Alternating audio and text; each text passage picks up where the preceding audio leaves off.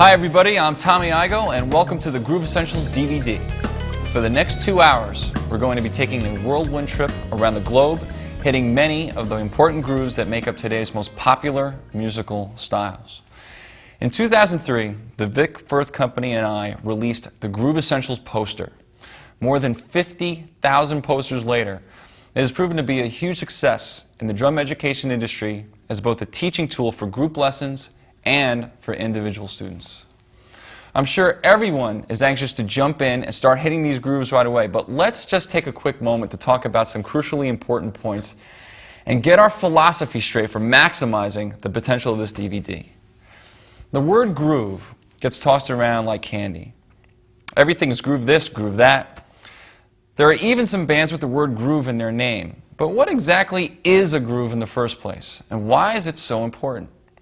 It's interesting how when asked what a groove is, rarely can a student clearly explain it. Ask yourself, can you define it right now? So before we start grooving, let's define and agree on what a groove is. The dictionary defines a groove simply as a strong beat or rhythm. And that is an excellent way to think of the grooves we'll be discovering on this DVD. The grooves introduced here are usually short patterns that are repeated strongly with confidence and precision to set up the feeling of a strong beat or rhythm. Hence, a groove is created. A groove is not limited to drums and percussion either. All instruments, if played well, can create a groove of some sort.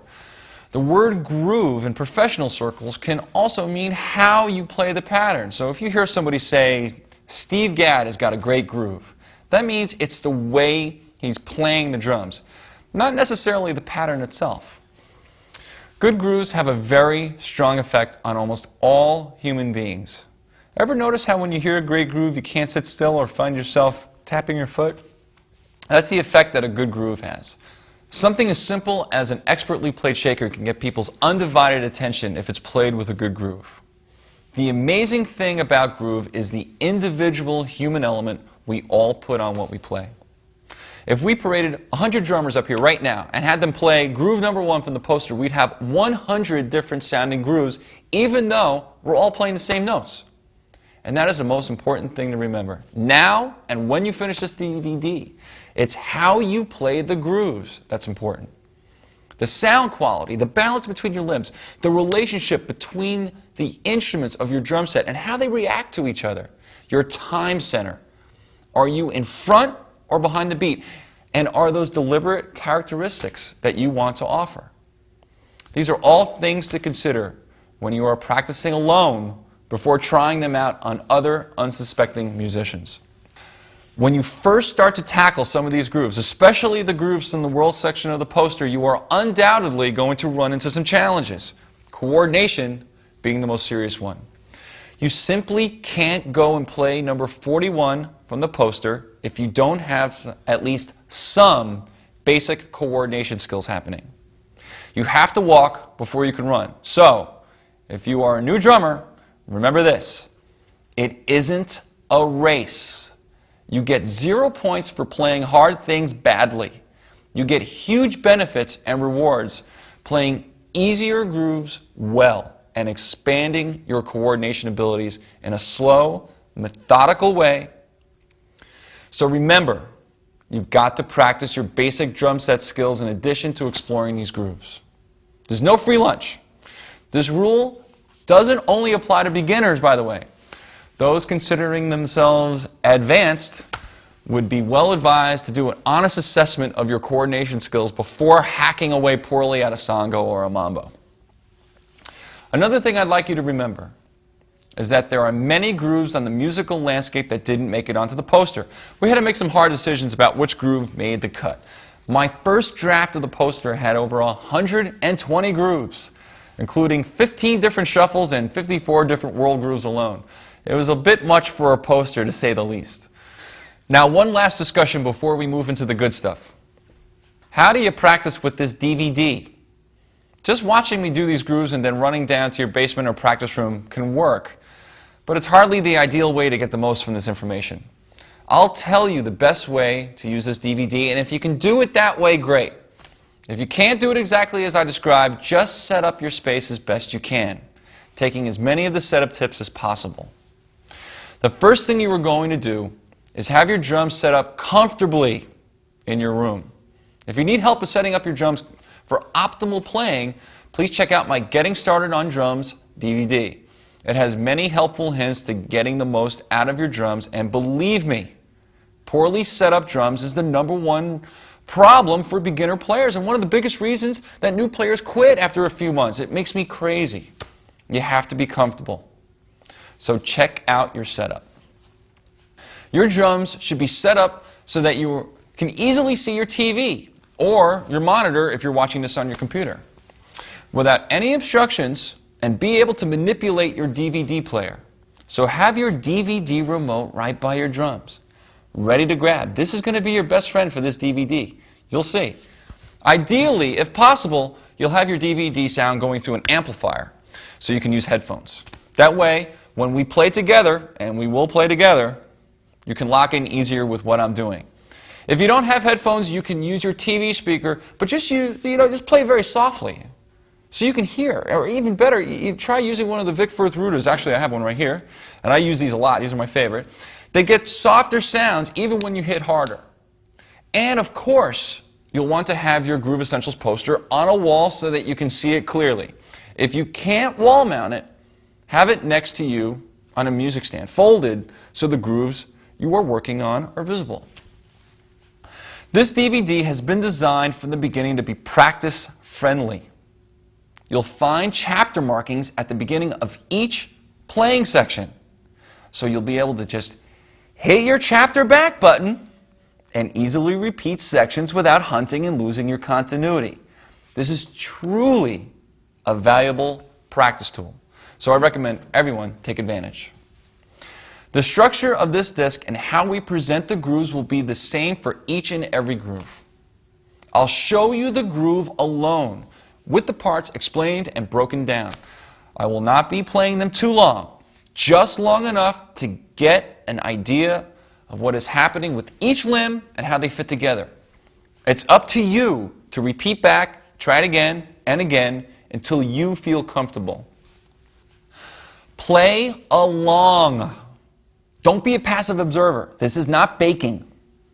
Play with me while it's on your TV and repeat and repeat and repeat until you get it feeling good. If it never feels good today, there's always tomorrow. Believe me, it will come if you stay focused and keep trying. Don't get impatient or depressed, or just stay on course, and I promise you will improve.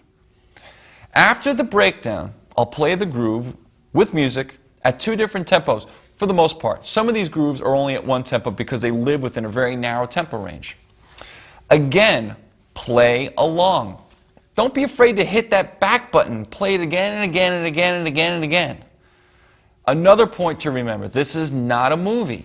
You aren't going to miss a plot or a storyline by jumping around and exploring. There are a lot of chapters here and tons of stuff to discover and have fun with. So I invite you to jump around a bit and see what inspires you. No disrespect intended to our left-handed friends out there, but I'll be referring throughout this disc from a right-handed perspective. So if you are lefty, just reverse the lefts and rights.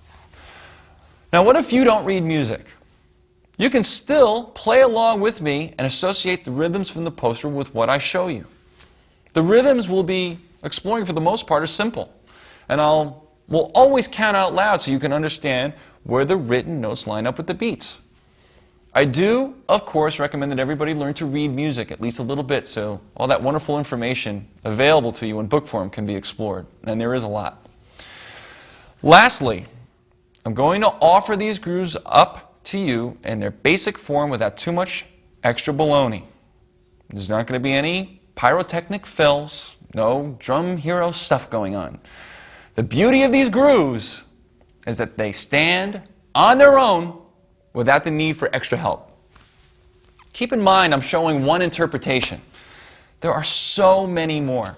Listening to records and to live music that encompasses all these grooves and more is essential. You want to learn how to play a mambo, you listen to Tito Puente. You get in, you listen, and you take lessons. You ask questions, and be a student of the art of drumming. And there's one more thing I want to mention. All the tunes that you're about to hear were made by real musicians, playing in a room together at the same time. We were creating our own groove, our own space. There's no quantized computer parts. Nothing is, lined up to be perfect. It's all human. So when you play with these tracks, enjoy that. Find that groove. Dig in. You'll see what I mean when you get in there. It's going to be great. It's all up to you to make them sound great. And while you work and practice to get all these grooves together, don't forget the most important thing of all. Have fun.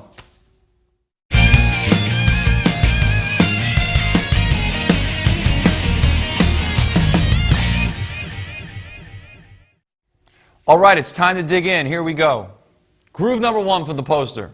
And what better place to start than the groove that has launched more hit records than any other groove ever? The slam it home, basic 8th note rock groove. We're going to build this groove. This is the way we're going to do them all. We're going to build this groove one limb at a time and get them going. And when we start a groove, I'm going to point out to you the connective tissue of that groove. Every groove has a connective tissue. It binds the groove together. In these 8th note rock grooves, it's the hi-hat. And it just keeps going along, taking care of business, keeping everybody in line. So let's start playing some 8th notes on the hi-hat. 1, 2, 3, and 4, and 1, and 2, and 3, and 4, and 1, and 2, and 3, and 4, and 1. Now when you do that, you're going to have them all even, you're going to have them all the same, and you're going to have them right in time. Now when we put the other limbs in, they're going to line up with that. They're going to 1 and 3 on the bass drum, 2 and 4 on the snare drum. Let's just put the bass drum in. 1, 2, 3, and 4, and 1, and 2, and 3, and 4, and 1, and 2, and 3, and 4, and 1, and 2, and 3, and 4, and 1. No flams, no rushing. Put your metronome on and try that. How about we put the 2 and 4 on the snare, just the 2 and 4. 1, 2, 3, and 4, and 1, and 2, and 3, and 4, and 1, and 2, and 3, and 4, and 1. Traditional grip, match grip, your choice. It doesn't matter. What you're looking for is a good, solid sound. You do not need to smack the snare drum like you hate it to get a good fat sound. I'm just hitting in the center with nice stick velocity, and I get a nice sound. Later, when I play with the music, I'm going to probably naturally gravitate towards a rim shot, which is catching the rim and the center at the same time to get a higher pitched bark like this. Okay? So you have the center, and then you have the rim shot. So you have the two different sounds. The rim shots are a great sound for things that are aggressive and need that cutting power, like most rock tunes, need that good aggressive sound. Let's put the whole thing together. The 8th notes, keeping time, 1 and 3 on the bass drum, 2 and 4 on the snare drum. Let's see how it all locks together. 1, 2, and 3, and 4, and 1, and 2, and 3, and 4, and 1, and 2, 3, and 4, and 1, and 2, and 3, and 4, and 1, 2, 3, and 4, and 1, 2, 3, and 4, and 1, 2, 3, and 4. The beauty of these grooves is that they are simple. That simple groove, playing it well, is artistry in itself. Later down the poster, we get into much more what I call drummy kind of grooves that have a lot of drumming going on. These grooves in the beginning of the poster have a lot more space. They have a lot more air. There's not a lot of drumming going on. They're simpler to play, yet there's a mental challenge to keep those things perfectly in line and really lay them in. Now, when you try this with the music, you're going to notice that the music inspires me to put some accents on the hi-hat, maybe do a couple of other little variations, very small, but keep the center of the time right down the middle and the groove exactly like we just did it now at the two different tempos that I'm going to show you with the music. Let's give it a shot.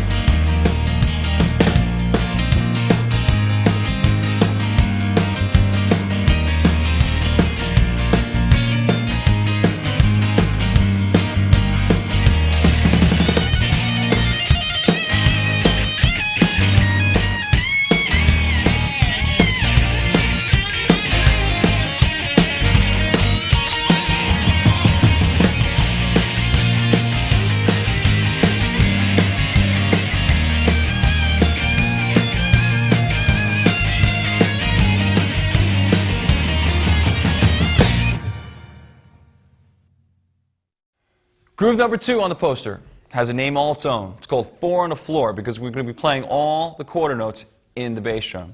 Deep, driving, and solid. Let's build this groove a different way than we did in groove number 1, where we played on the hi-hat. That's known as a 3-way coordination groove because we kept the hi-hat closed. And we played the eighth notes over here. We had a snare drum part and a bass drum part. 3 parts. Now we're going to play a 4-way groove. And we're going to play on the ride cymbal and we'll assign a part to the hi-hat, just like it's written on the poster. Because you can play these eighth note grooves on the hi-hat or on the ride. Your choice. Have fun.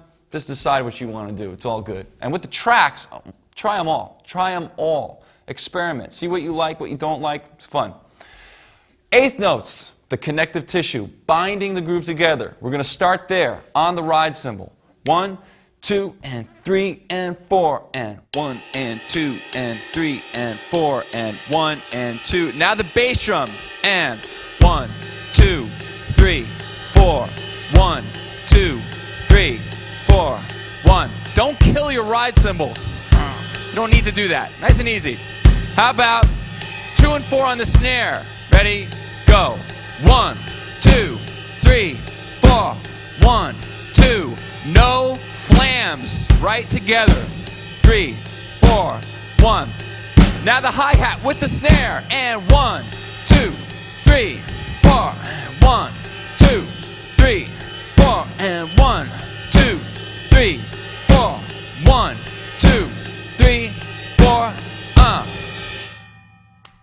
4-way coordination. Now, when we go to the tracks, your choice. Hi-hat, ride cymbal. I'm going to probably go with the hi-hat because I like the way it sounds over there. But I want you to try both. Have fun.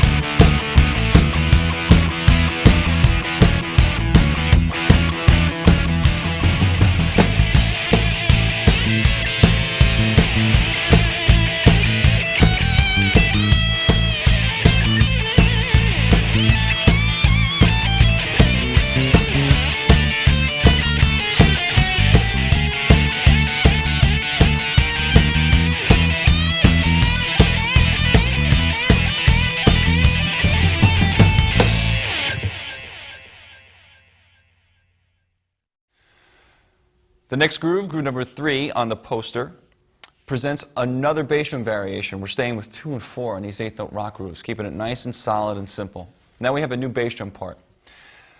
Let's play this with 4-way coordination like we decided before. On number 2, the hi-hat will again stay on 2 and 4 with the snare, and now we'll play the new bass drum part. Let's play the connective tissue, those 8th notes on the ride cymbal, and then add the new bass drum part. 1, 2, 3, 4. 1 and 2 and 3 and 4 and 1 and 2. New bass drum part. And 1 and 2 and 3 and 4 and 1 and 2 and 3 and 4 and 1 and 2 and 3 and 4 and 1 and 2 and 3 and 4 and 1 and 2 and 3 and 4 and 1 and 2 and 3 and 4 and 1 and 2 and 3 and 4 and 1 and 2 and 3 and 4 and 1. Counting out loud is your best friend if you're having coordination problems. If they're flamming, parts getting weird, Hi-hat wants to go where it shouldn't go. Count out loud, take it slow, work it out, you'll be fine.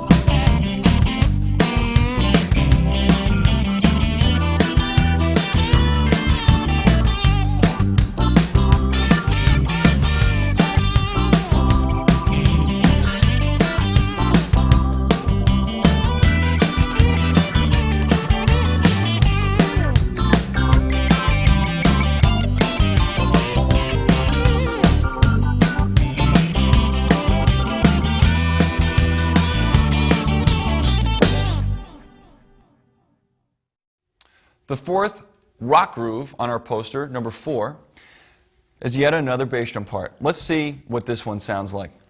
It's amazing how when you change these bass drum parts, it completely changes the groove. Not only do we have a new bass drum part, we have an incredibly useful tool being presented in this groove, and that is the open hi-hat sound. I'm going to play the hi-hat so you can really get into what's happening here, because it's going to be a little confusing the first time you try it. Let's play it. 1, 2, 3, 4. 1 and 2 and 3 and 4 and 1 and 2 and 3 and 4 and 1 and 2 and 3 and 4 and 1. Pretty good, right? It can be a little tricky the first time you try it, because when you close the hi-hat on 1, you sometimes will get a flam. I want to try to avoid that if possible. It can take a little practice. So just play it by itself. 1 and 2 and 3 and 4 and 1 and 2 and 3 and 4 and 1. Getting that sound's important. It's a really useful tool. Let's add the bass drum in. 1, 2, 3, 4. 1 and 2 and 3 and 4 and 1 and 2 and 3 and 4 and 1 and 2 and 3 and 4 and 1. Now we'll add the snare. 4 and 1 and 2 and 3 and 4 and 1 and 2 and 3 and 4 and 1 and 2 and 3 and 4 and 1 and 3 and 4 and 1. Boy, does that look simple, and boy, is it wrought with danger. No tempo fluctuations. Put your metronome on. Let these eighth notes be your guide. Air, a lot of space, don't rush, have fun. Now try this with some music.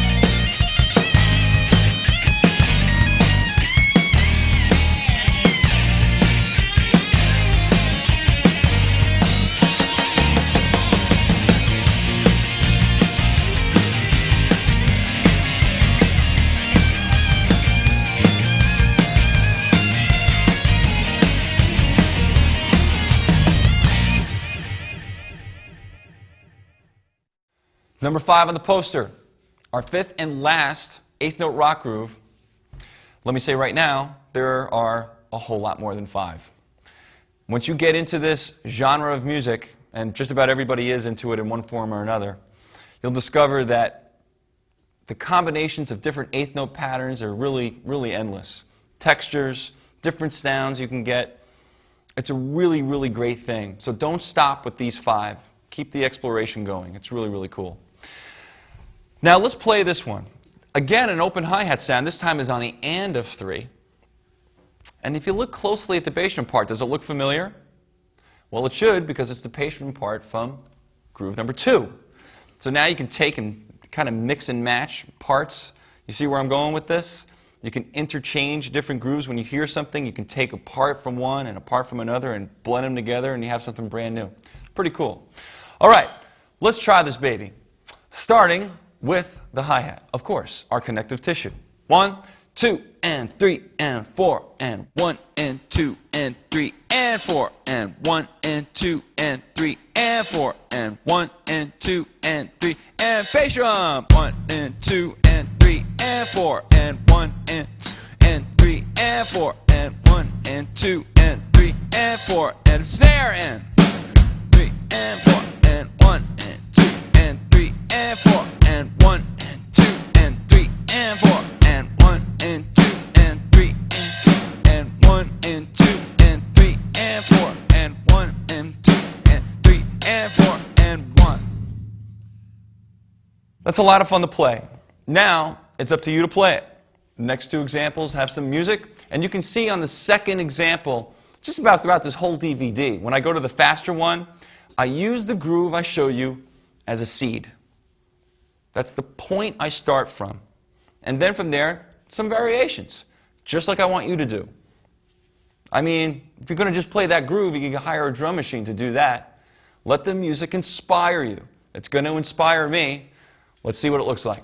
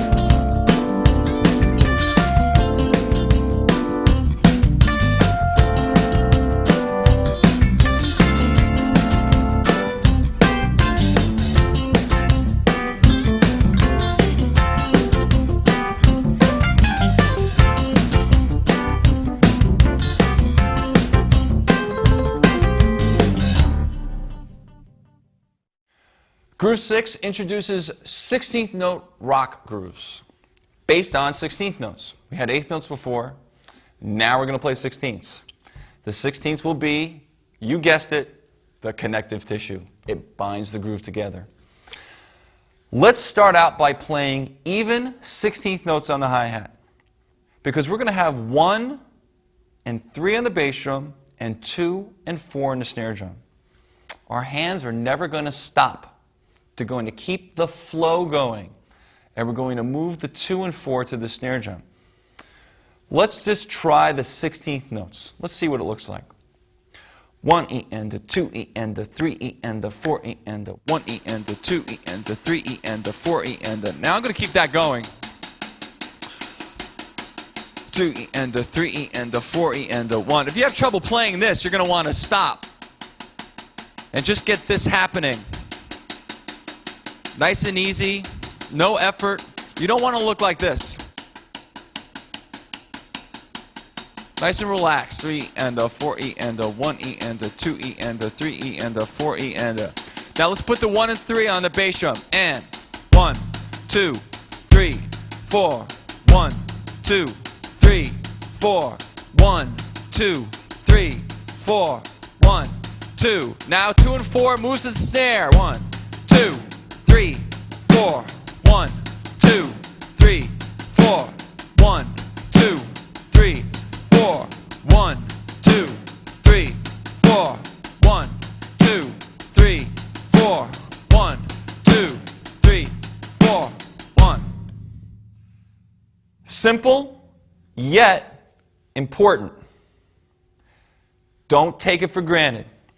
A lot of funny things can happen when you move your limb to another surface. It's really weird. Moving from here to here, all of a sudden, like you get there early or late. Don't let that happen to you. Take your time, exactly precise. Now I'm going to play it, and as usual, on the second one, when we go to the faster tempo, I'll probably take some liberties. That's the idea. Let the music inspire you. Let's see what it looks like.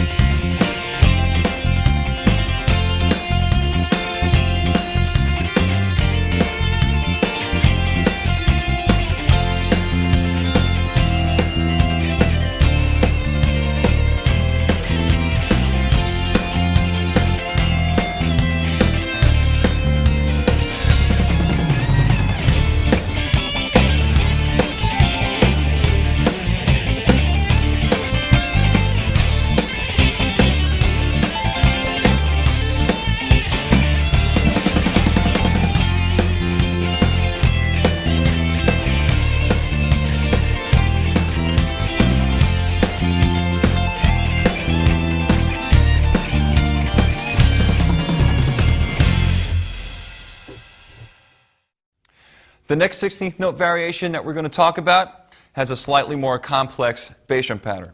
It's syncopated. Big word, syncopated, just means a shifting of the accent.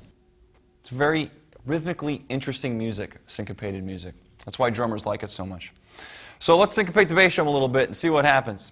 Again, let's get those 16th notes going. It binds the groove together. I know you're sick of hearing me say it, but it's important, and I'm going to keep saying it. 1, 2, 3, 4. 1 E and a 2 E and a 3 E and a 4 E and a 1 E and a 2 E and a 3 E and a 4 E and a. Now, let's try this bass drum part. 1, 2, 3, 4. 1 and 2 and 3 and 4 E and a 1 and 2 and 3 and 4 E and a 1 E and a 2 and 3 and 4 E and a 1 E and a 2. Now the snare. 1, 2 and 3 and 4 and 1, 2 and 3 and 4.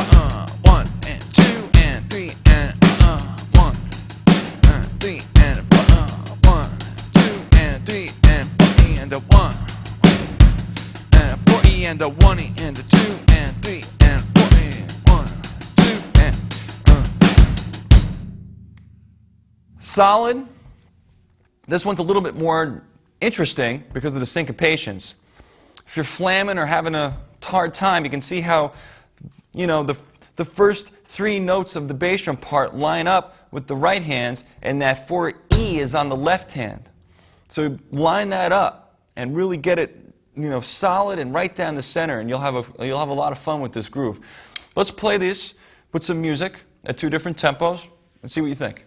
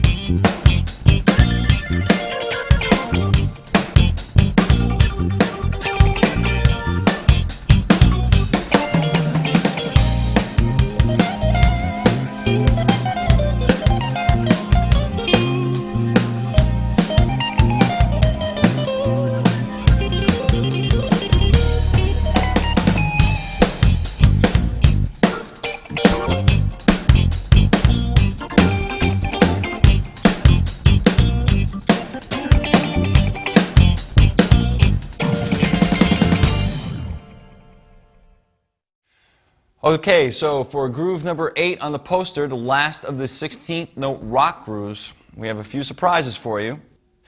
We're going to combine a whole lot of different elements. We've got our 16th notes, we have a syncopated bass drum, we have an open hi-hat, and now we're going to move to the snare drum on the note just before a bass drum, so we have a little extra snare note thing happening there. So there's a lot of different stuff going on in this one. Let's take a look at it. Let's play some 16th notes with the bass drum, just playing 16th notes, not the open hi-hat yet. Just the 16th and the bass drum. Let's see what that sounds like. 1, 2, 3, 4.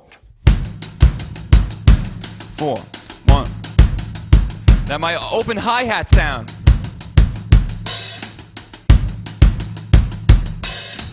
1, 2, and 3, and 4. 1, 2, and 3, 4. 1, 2, and 3, and 4. 1, 2. Now the snare drum part. 2 and 3 and 4 and the 1. 2 and 3 and 4 and the 1. 2 and 3 and 4 and the 1. 2 and 3 and 4 and the 1. 2 and 3 and 4 and the 1. 2 and 3 4 1 2 and 3 4. A lot of different stuff going on in that one, so take your time in building it. There's a couple other things I'd like to point out about that groove and about the 16th note rock grooves in general. The first thing about that one, when you have the open hi-hat sound and you're going through 1E and a 2E and a 3 and 4. try to stop your left hand. 1E and a 2E and a 3E and a 4. So I played two notes on the open hi-hat, so it went wah-wash, wah-wat. It's not a really good sound. It doesn't really groove. I recommend staying away from wah-wahs and letting the guitar player take care of that. So now, what we want to try to do is understand the relationship between using two hands and one hand. A common question that you can get is, well, why can't I just use one? My right hand's fast enough. You can do that. That's a very valid way to play. 16th note rock grooves sit and have a completely different texture and a different time center when they are played with two hands. They feel different on the hi-hat than the R&B grooves that are coming up that are played with one hand. I recommend experimenting. You'll see exactly what I'm talking about. Playing a groove with one hand on the hat or playing it with two will give you a different feeling. Therefore, will give the groove a different feeling. The only way to understand it is to try it. So get on your drum set, try playing some of these grooves with one hand versus two hands. You'll see what I mean. Rock grooves lay really well with two hands on the hi-hat. It's just a different, fatter sound than the one hand. And it works really well in 16th note rock grooves. To illustrate that, let's play these next two tunes at two different tempos using this groove. Have fun.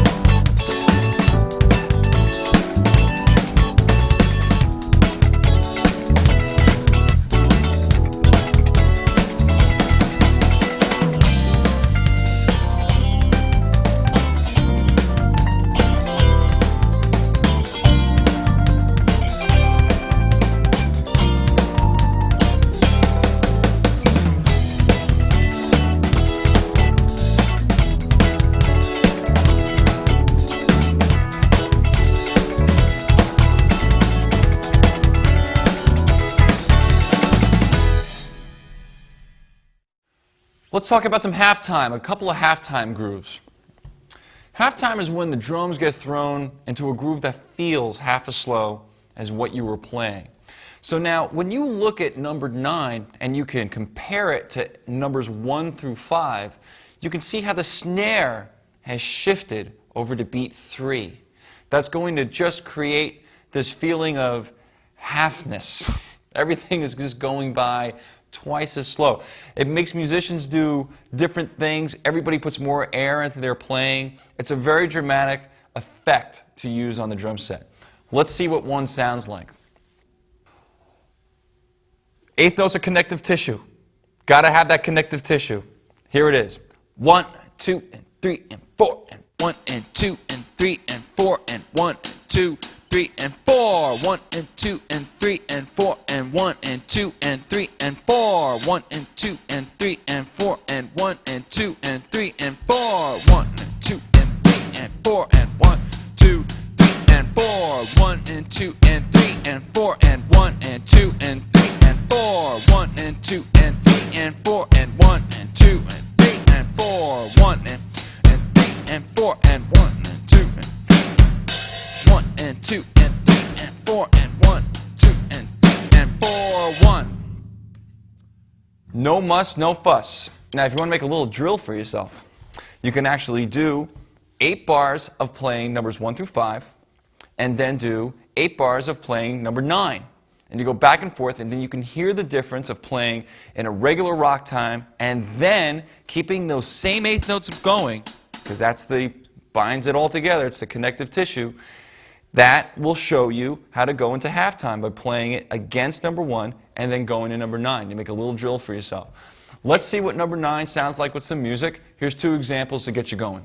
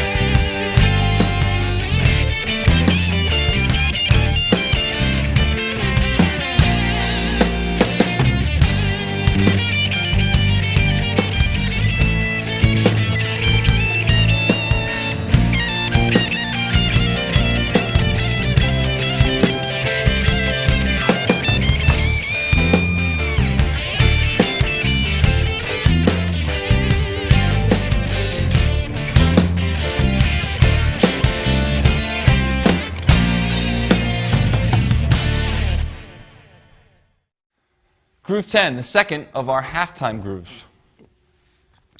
This one's got some four-way coordination in it. There's no connective tissue per se. We're not going to play all the eighth notes. However, the ride cymbal is what I will call the chief.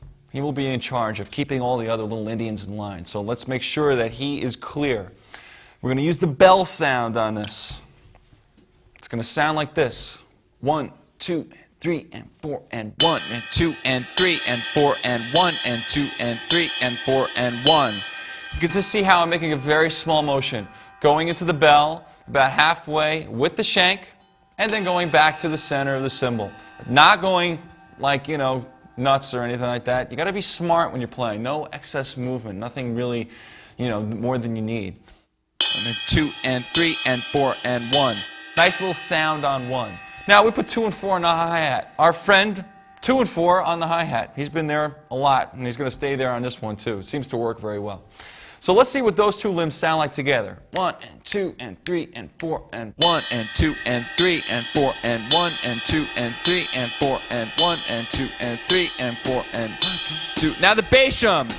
1, and 2, and 3, and 4, 1, and 2, and 3, and 4, and 1, and 2, and 3, and 4, 1, and 2, and 3, and 4, and 1, and 2, and 3, and 4, 1, and 2, and 3, and 4, and 1, and 2, and 3, and 4, and now the snare. 1, 2, and 3, 4, 1, 2, and 3, and 4, and 1, and 2, and 3, and 4, and 1, and 2, and 3, and 4, and 4, and 1, and 2, and 4, and 1, and 2, and 4, and 1, and 2, and 4, and 1. A lot of stuff going on in that groove, but when you get it to lay in a pocket, it sounds really, really cool. Give it a shot. If it isn't working for you, play it slow first, and then try it with these next two examples, which I'm going to show you now.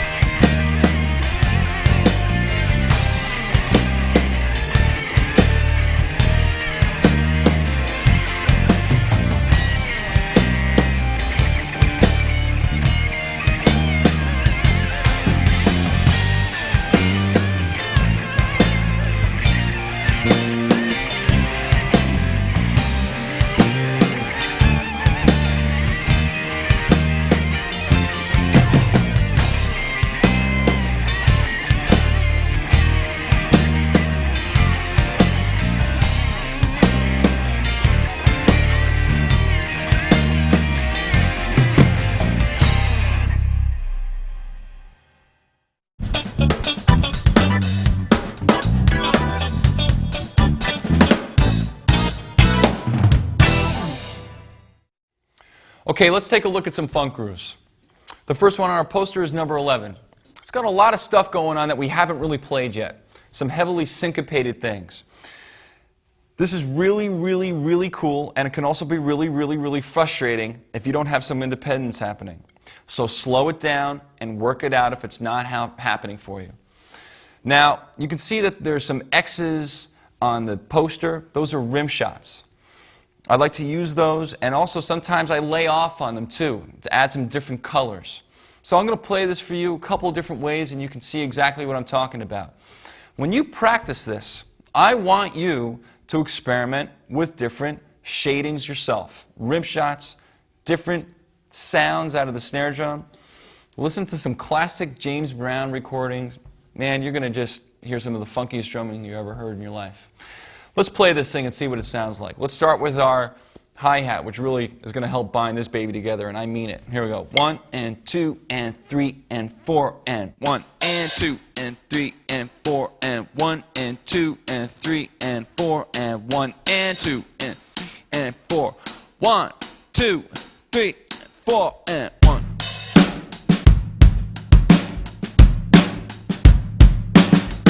And 2, 3 and 4. 2, 3 and 2, 3 and 1, 2, 3 and 2, 3 and 2, 3 and 3 and 1 and 2, 3 and 2, 3 and 4 and 1, 2 and 3 and. You can see how there's a lot of crosstalk going on between the snare drum and the bass drum. There is a lot to take care of in a groove like this. Lots and lots and lots and lots. So make sure you take your time and work it out. Playing slow is the key. Just do what I did, nice and easy. It doesn't matter if it happens today. It may happen tomorrow. It may happen next week. Let's see what this sounds like with some music. It's very inspiring, so check it out.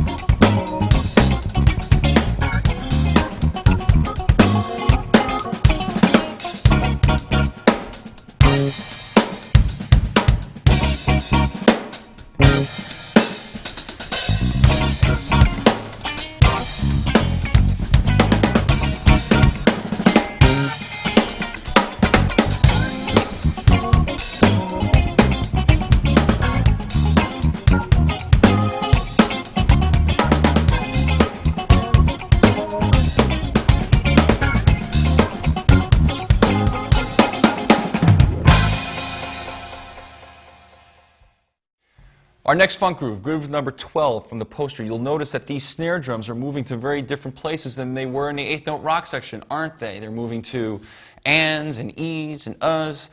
You'll notice that I'm ghosting some notes, which means I'm playing very soft little notes that are just kind of filling in little spaces and stuff like that. And that's one of the great textures that you can get from an acoustic drum set, is you can play all those different things and you get all those different sounds. It really helps the groove propel. Remember, everything you do behind a drum set when you play a groove is to really help the groove move and breathe. We want to have that breath, that air. The best drumming has air in it. It has that space. You listen to a great player play, you'll hear that it's got a life to it. It breathes.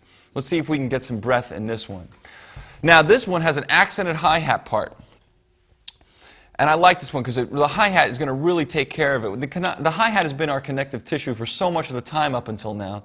And you'll notice that now it's going to really, really take care. It's going to really nurse the bass drum and the snare drum and make sure they play in exactly the right spots.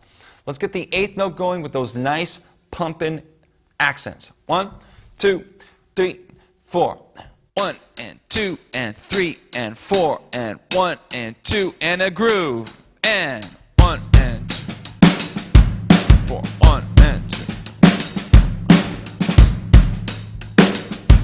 4, 1 and 2, 3, 4, 1, 2, 4, 1, 2, 3, 4, 1, 2, 1 and 2, 1 and 2, 1, 2 and 4, 1. 2, 3, 4. A lot going on in there, a whole lot going on in there. But you know what? If you take it slow and take it easy, you're going to be fine. Just work it out, because those eighth notes take care of you. If you're going to play on the E's and U's, You play right in the middle. 1 and 2 and 3 and 4 and E, E, E, E, E, E, 1. verbalize it, play it. I spent a lot of time sitting, verbalizing drumming before I've played it. It's helped me adapt to situations quickly and also helped me get a very good relationship with good, solid time. I recommend you do the same thing too. Now I'm going to play this with a couple different examples, and you can see how, like on the second example, I'm going to probably take some liberties. You can too. Here we go.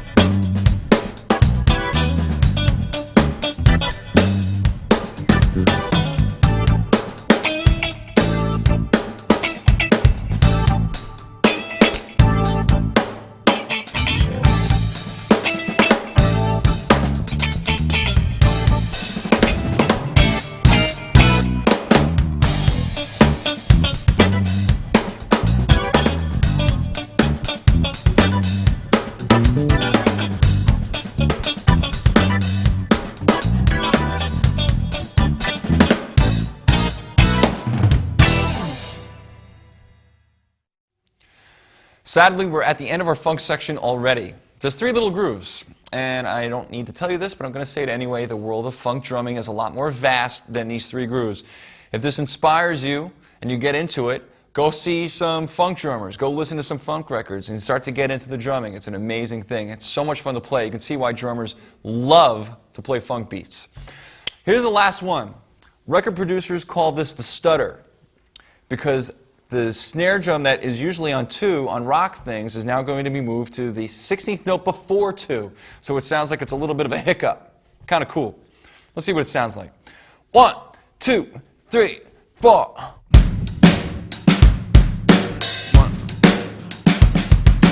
1, 2, 3, and 4. 1, 2.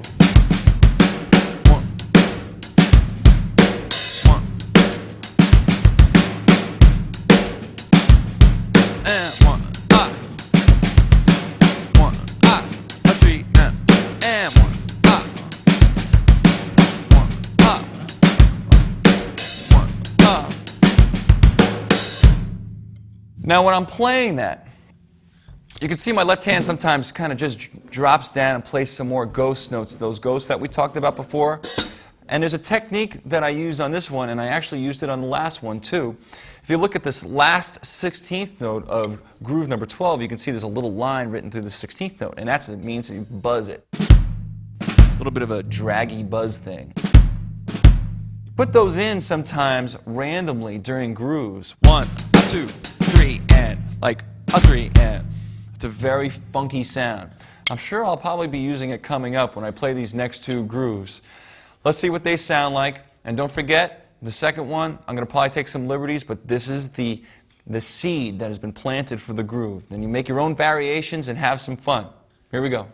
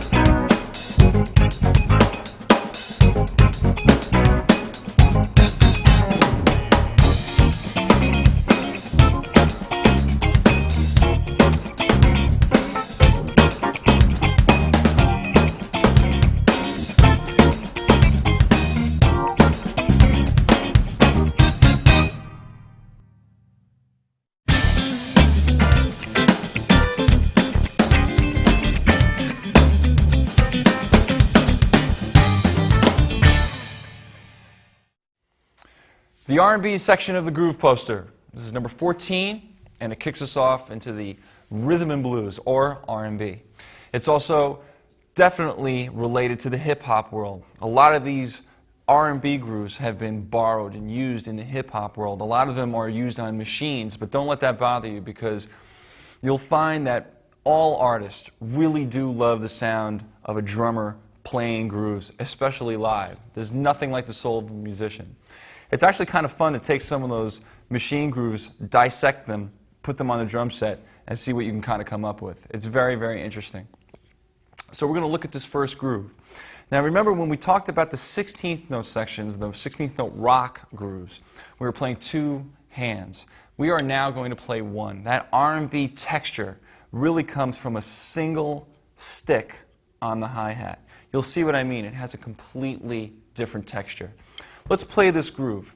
Let's play the 16th notes first on the hi-hat. 1E and the 2E and the 3E and the 4E and the 2, 3, 4, 1, 2, 3, 4, and 1, 2, 3, 4, 1, 2, 3, 4, 1, 2. Now, let's add the bass drum. 2, 3, 4, 1, 3, 4, 1, 2, 3, and 4. 1, 2, 3, 4, 1, 2, 3. Now the snare. 1, 1, and 1, 2, a 3 and a 4. And 1, 2, 3, 4. 1, 2, 3, and 4. And 1, 2, 3, 4. 1, 2, 3, and 4. And 1, 2, 3, 4. 1, 2, 3, and 4. And 1. Now when I play that groove, you can see how the hi-hat has a life. That's the connective tissue. Those 16th notes, they flow through the groove. They bind it together. If you don't have the chops to play that, first of all, you can always play it slower. But work on your single surface rudiment stuff to get your chops up to a point where you can play something like that. That groove, you can see I use a motion here. It's not an accent. That's coming up a little bit later. My hand just flows through the groove. It moves, it lilts, but it's not accenting. It's not going chunka, chunka, chunka. This R&B groove is demonstrating the single, beautiful, linear line of notes that you can get on a hi-hat with one hand that bind the groove together. Now, when you see me play this with the slow and fast examples, you'll see that the music inspires me maybe to change the groove around a little bit, but it's coming from this place. And when you try these with the rhythm section, try to zero in on where that groove is and see where these lay for you. Good luck and give it a shot.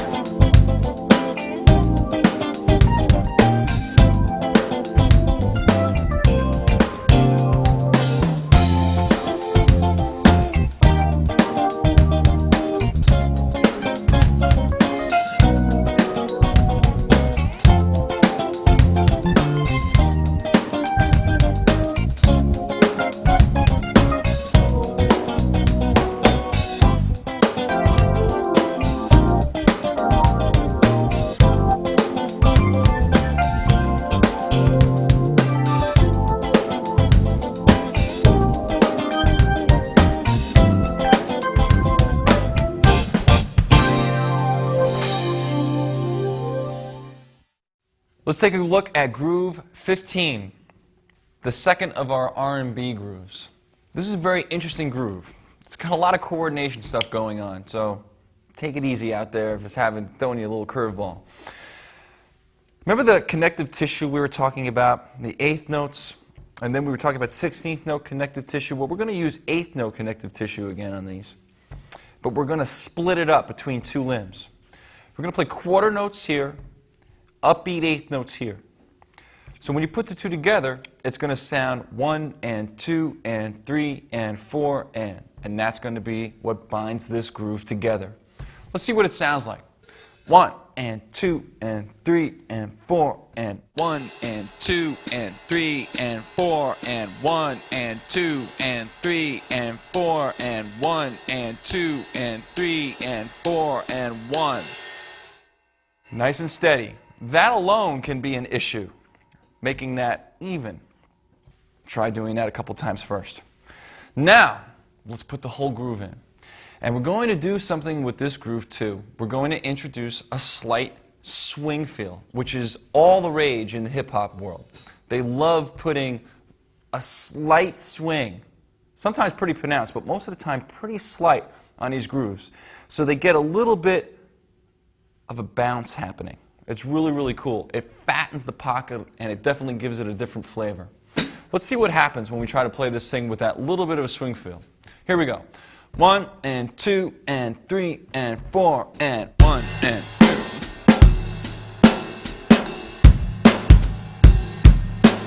1 and 2 and 3 and 4 and 2 and 3 and 4 3 and 2.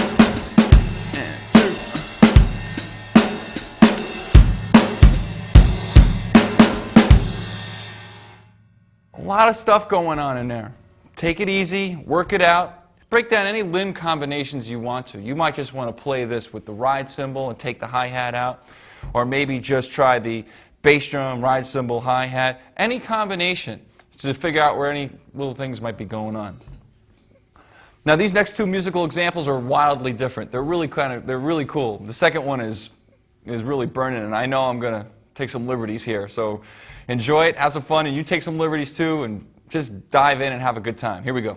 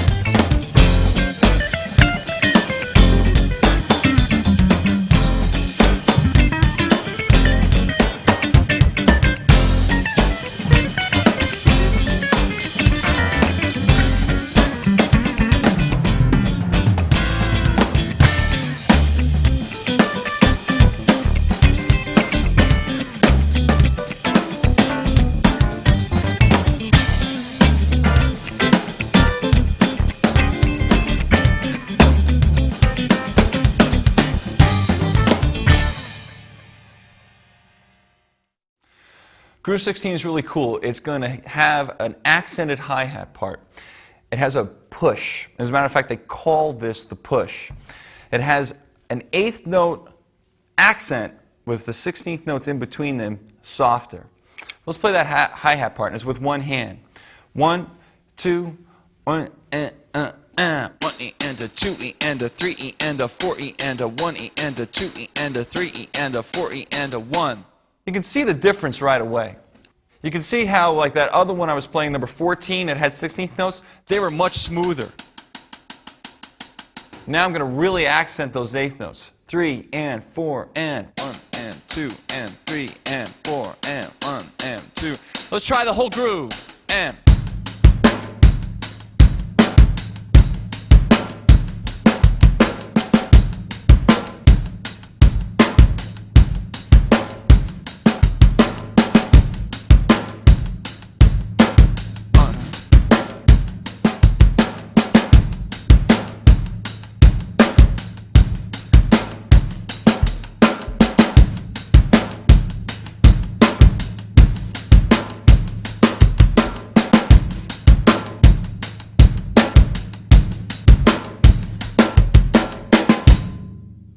now you can see how there's a little bit of coordination going on there. The bass drum is playing some stuff, and just work it out, count it out, as we always do. Slowing down and working it out is the key to unlocking all these grooves if you're having a problem playing them. Your bass drum might want to rush. You may want to squeeze those 16th notes. Remember, your hi-hat will keep them in line if you're focused and have the philosophy straight. Make sure that that hi-hat's in charge. The next two musical examples, again, going to be a lot of fun. I'm sure it's going to take me in a lot of different directions when I play it, especially the second one. Let's see what happens.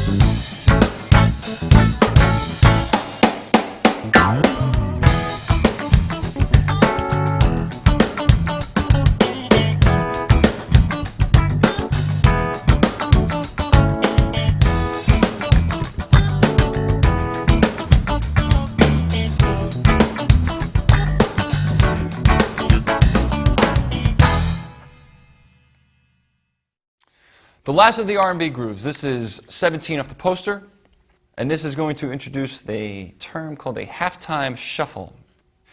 There's lots of different ways to play these halftime shuffles. The most important thing you have to remember, though, when you play the hi-hat part, you pick a swing factor and you stick with it. So let's play some right now and keep it consistent.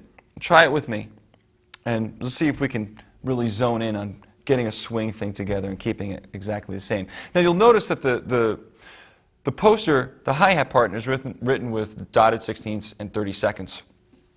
But that's going to be swung. If we played that exactly as written, it'd be one. That doesn't really feel very good, does it? So we're going to swing those and make them a little bit more of a lilt. Let's try it. 1, 2, a 1, 2, 3, 1 and 2 and 3 and 4 and 1 and 2 and 3 and 4 and 1 and 2 and 3 and 4 and 1 and 2 and now the groove and 1.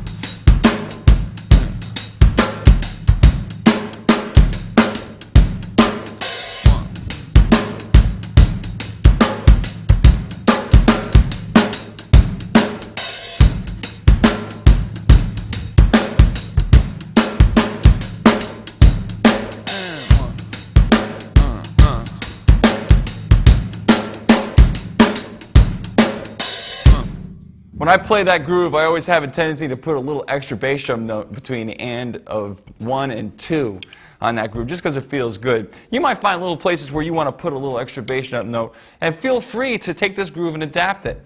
As long as you stay in that factor, that swing factor that you pick. So when you pick that hi-hat note, when you pick the hi-hat groove and you're going, what if I played it a little bit straighter? Still swinging, but straighter. You know, it's fatter. What about a little bit tighter? All those grooves and those interpretations are completely valid. You just got to lock in the bass and the snare with the hi-hat and keep it consistent, because the other musicians that you play with are going to need something to latch onto. The hi-hat is going to provide that for them. That will be the connective tissue for not only you, but the entire band. Now we're going to play this with a couple of tunes, and as you can probably see, I'm going to take some liberties. And again, as I've said time and time again, I want you to have fun with these. Start by playing the groove I show you that's on the poster. But then, go nuts. Have some fun. Break it out. Take some chances. The best stuff I've ever come up with has been from mistakes. I really, really recommend that you just go out on a limb and just have some fun. If you're in your basement in your practice room, the practice police are not going to come arrest you if you make a mistake. Trust me. If that had happened, I would have been arrested a long time ago. So just have some fun, and let's see what these sound like with some music. Here we go.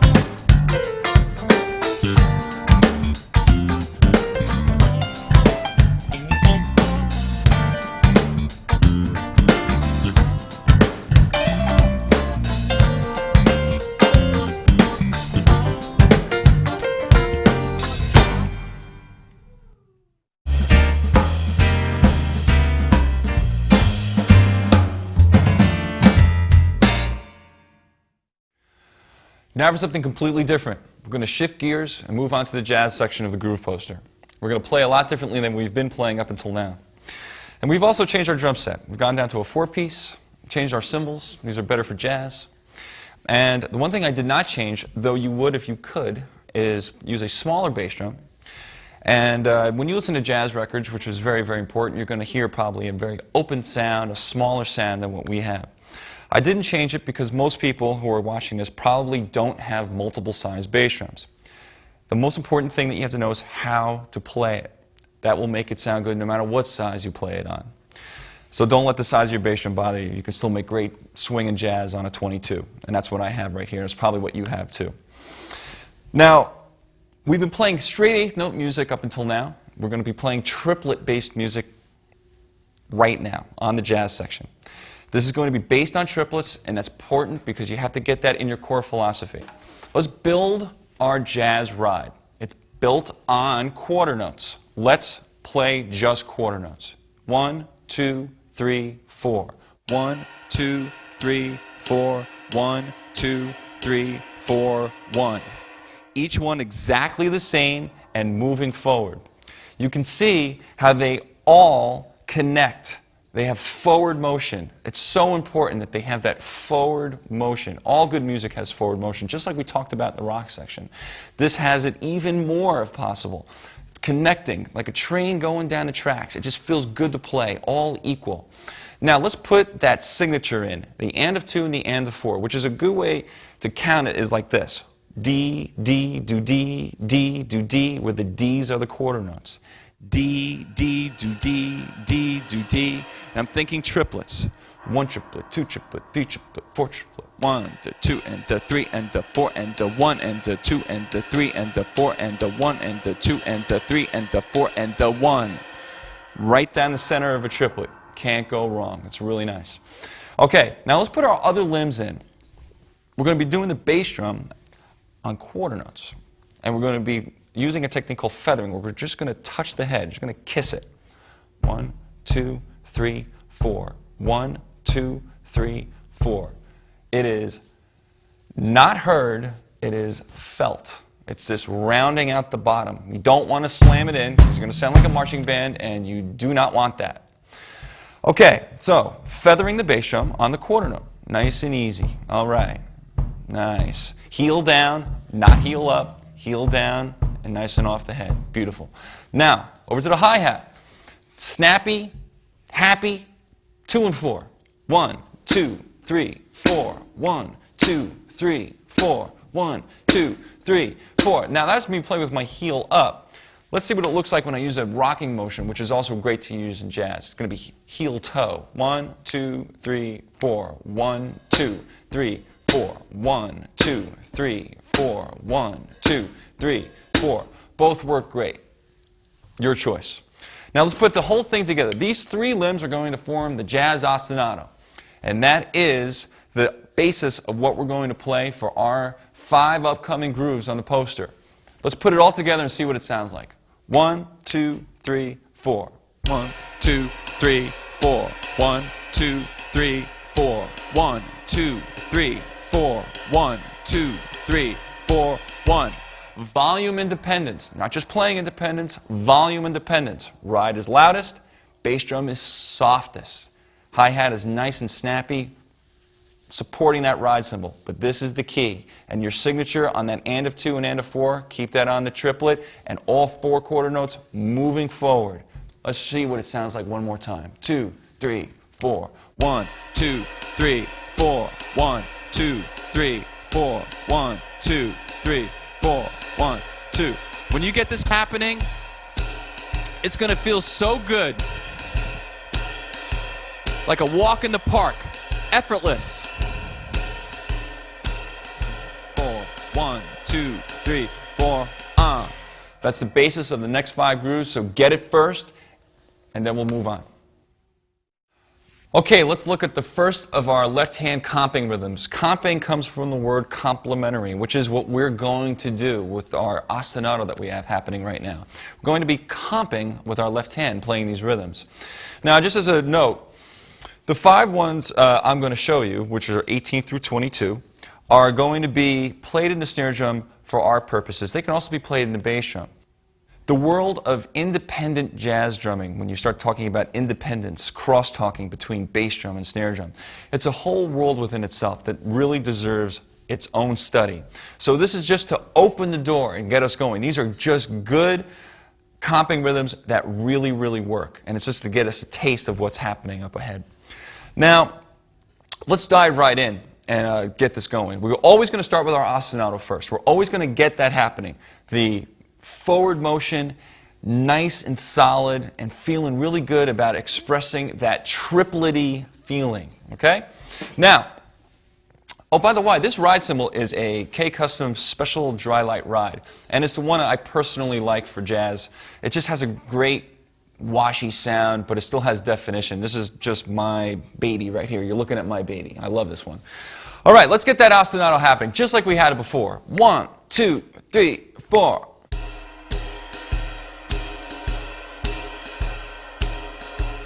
Now, while that's going on, we're going to be putting our left hand rhythm in. Now, the most important thing is, don't change this stuff. Don't change this. This has got to keep going. That's what the whole thing about independence is. You got to get these babies on autopilot. All right, let's try that left hand rhythm. Ready? 1, 2, 3, 4.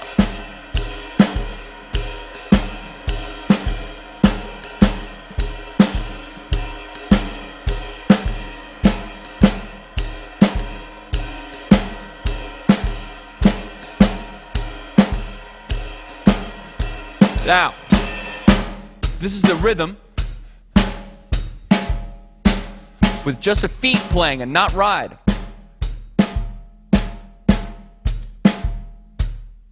2, 3, 4, 1, 2, 3, 4, 1, 2, 3, 4, 1, 2, 3, 4, 1, 2, 3, 4, 1, 4, 1, 2, 3, 4, 1, 2, 3, 4, 1, 2, 3, 4. And that's 18. Let's see what it sounds like with some music at a slow tempo and a fast tempo. Here we go.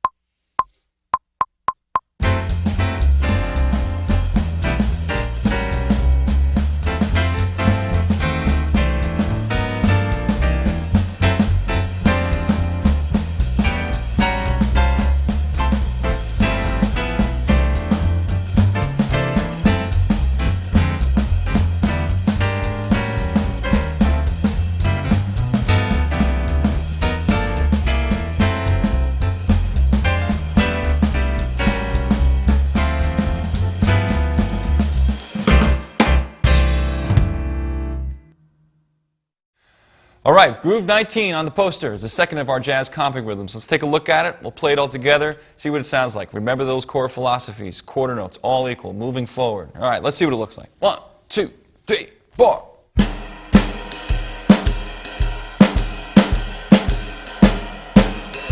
1, 2, 3, 4. 1, 2, 3, 4. 1, 2, 3, 4.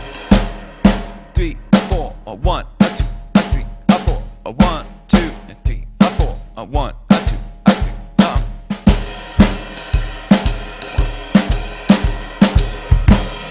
Nice and easy right down the pike. Ask yourself those tough questions. Am I coordinated? Is everything okay? Is my ride cymbal falling apart? Is my bass drum too loud? Is my hi-hat sloppy? Tough questions. You got to ask yourself those tough questions. Fix all those problems. Now let's see what this one sounds like with some music. 2 different tempos.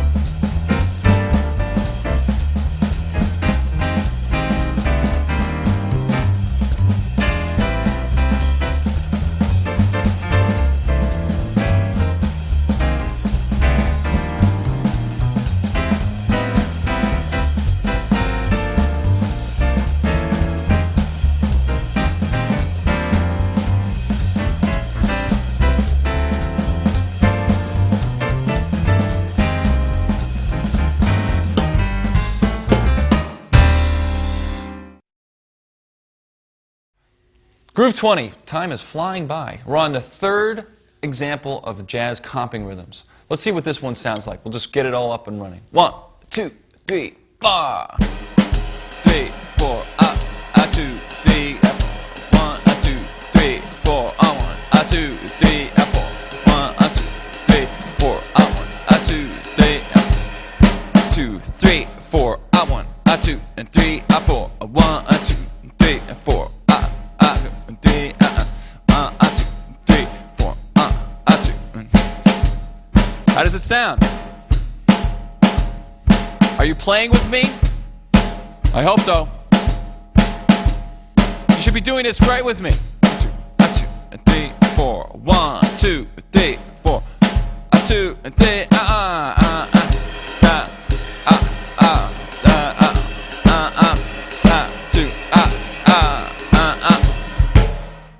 Now with music. And interesting on this track, I like what the piano player is playing so much. Sometimes I go with him a little bit. But this comping rhythm is my inspiration. And you'll find that when you get comfortable playing with these tracks, you're going to want to make up your own stuff. Remember, these comping rhythms are just to get you going. Jazz is an improvisational art. You make it up as you go along. So don't be afraid to try some different things. Let number 3 be your guide. From there, you can make stuff up. Give it a shot. 2 different tempos.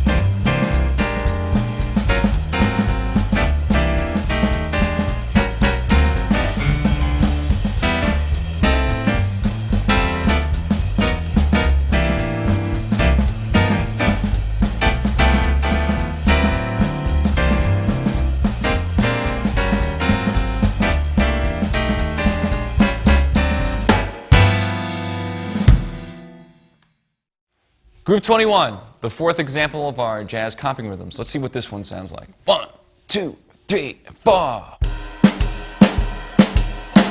2, 3, 4. 1, 2, 3, 4. 1, 2, 3, 4. 1, 2, 3, 4. 1, 2, 3, 4. 1 and 2 and 3 and 4. 1, 2, 3. Triplets and 2 and 3 4. 1 and 2 and 3 and 4 and 1 and 2 and 3 and 4. 2 and 3.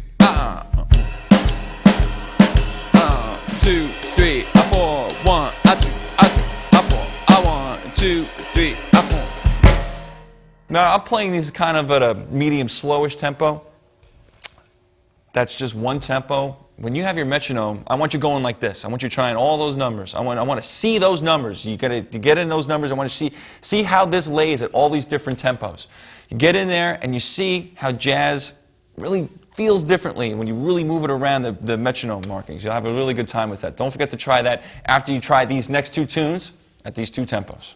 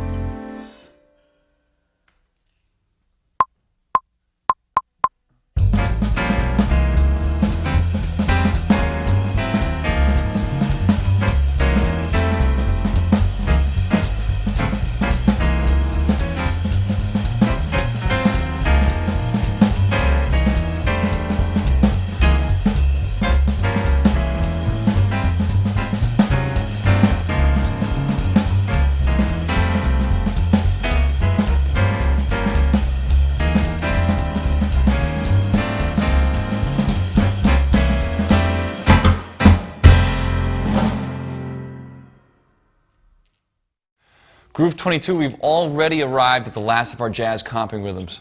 Let's see what this one sounds like. 1, 2, 3, 4. 1, 2, 1, 2, 1, 2, 1, 2, 3, 4. 1, 2, 3, 1, 2, 3, 4. 1, 2, 3, 4. 1, 2, 3, 4. 1, 2. 1, 2, 3, 4. 1, 2, 3. 1, 2, 3. And that's the way that one sounds. And I'm going to leave you with one more note. And this is the educator side of me coming out. Do not get upset if you cannot play these things right away. You have to sit down and work these out. So now I'm playing them at a nice little medium tempo so you get an overall feel. If you can't do this, it's up to you to slow it down and work it out. 1, 2, and a 3, and a 4, and a 1, and 2, and a 3, and a 4, and a 1. Then you fit all your comping rhythms inside that. You work out 2 limbs first, then add your bass drum, then add your hi-hat. Or any combination that you want to work out any problems that you have. This is not a race. This is my famous line. I keep saying it over and over, and I will repeat it again and again. This is not a race. Take your time, work it out, then you'll be having fun. You won't get upset. You won't get bummed out if you can't do it right away. Just take your time and work it out. It will come. Let's see what this one sounds like with a couple pieces of music.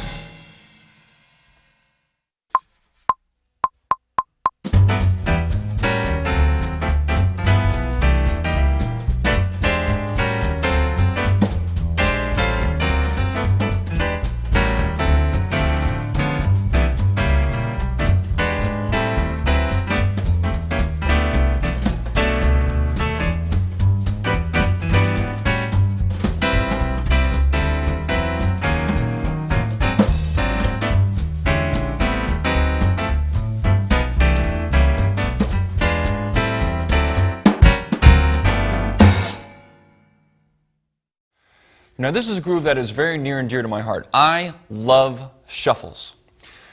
There are lots of different kinds of shuffles. If we wanted to do a poster on all the different kinds of shuffles of the world, we probably could fill a whole poster just of that.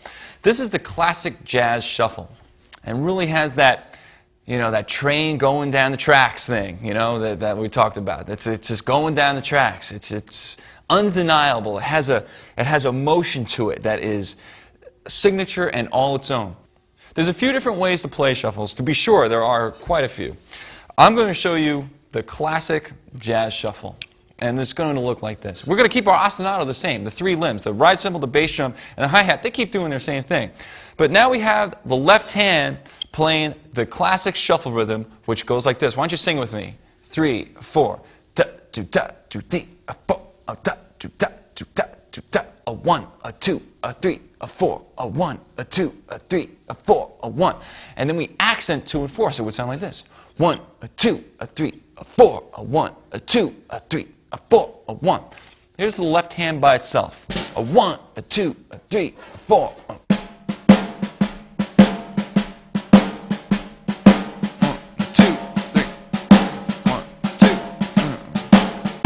It's snappy, it's lively, and it isn't, you know, all fat and stupid. Let's keep it nice and tight and, you know, moving along. Let's see what this thing sounds like when we play it all together. 1, 2, 3, 4. 1, 2, 3, 4. 1, 2, 3, 4. 1, 2, 3, 4. 1, 2, 3, 4. 1, 2, 3, 4. 1, 2, 3, 4.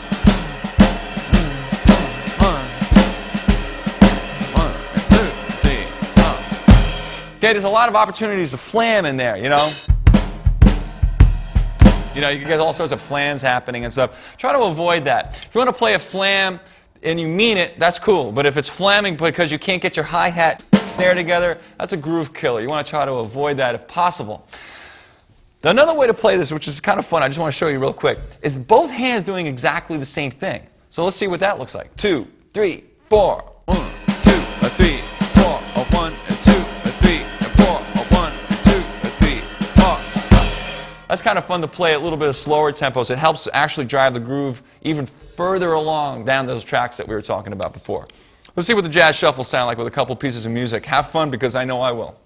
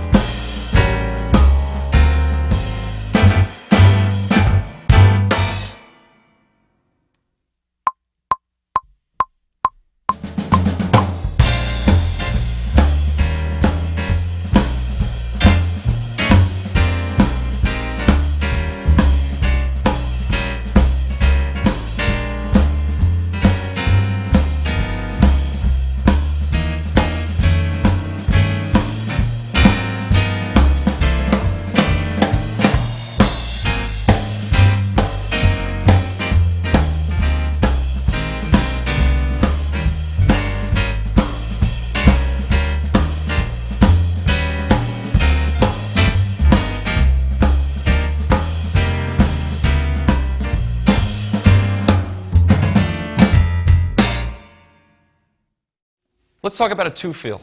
Up till now, we've been in 4, where the bass player and the bass drum are playing 4 beats per bar. 1, 2, 3, 4. 1, 2, 3, 4. Right? Right. Now we're going to go to 2, where the bass drum and the bass will be playing in 2. We're going to create a lighter feel. It's not going to have that train going down tracks thing. It's going to be a little bit more buoyant, a lot more space. Now also, we're going to be playing on the hi-hat. This truly is the most powerful tool in your drum set.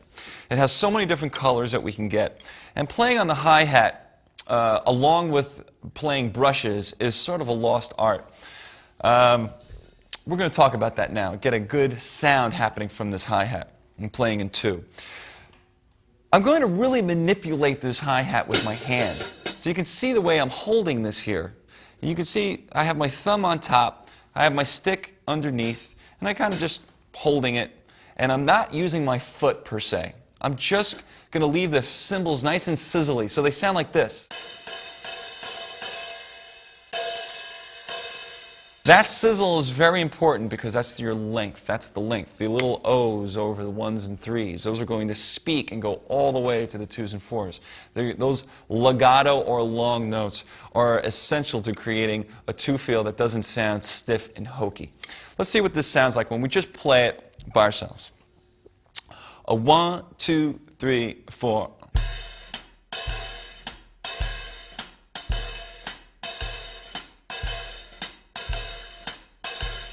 A 1, 2, 3, 4. 1, 2, 3, 4. 1, 2, 3, 4. 1, 2, 3, 4. You can see how my hi-hat's not doing anything. I'm just leaving my foot in a sizzle position, and all the action is coming from the left hand. Now, you see the rhythm is written with a quarter and 2 eighths. And it's written with a circle and 2 X's over the eighth notes. Those little X's over the eighth notes mean close. The second of the 2 is kind of like almost a half open. It's leading 2. So if I played it exactly as written, it would sound like this. 1, 2, 3, 4. 1, 2, 3. Which is okay. Now I'm going to play it with that half open leading to the 1s and 3s. 1, 2, 3, 4. 1, 2, 3, 4. 1, 2, 3, 4. 1. It goes A3, A1. It helps open up the hi-hat. This truly is a lost art. If you listen to older jazz drummers play from eras gone by, and they're still around and they're still swinging, they had a relationship with their hi-hat that was really incredible, and they got all these different colors and sounds out of it. Listen to some older swing records. You can really hear those. They are playing all this amazing stuff on there that I love doing myself. So I recommend going back and listening to some really masters, some great masters of the hi-hat, and getting into the artistry of what this can be. So that's our 2-feel, and that's the manipulation of the hi-hat is the secret to playing that 2. Let's see what it sounds like with a couple pieces of music at a kind of a medium tempo and a little bit brighter.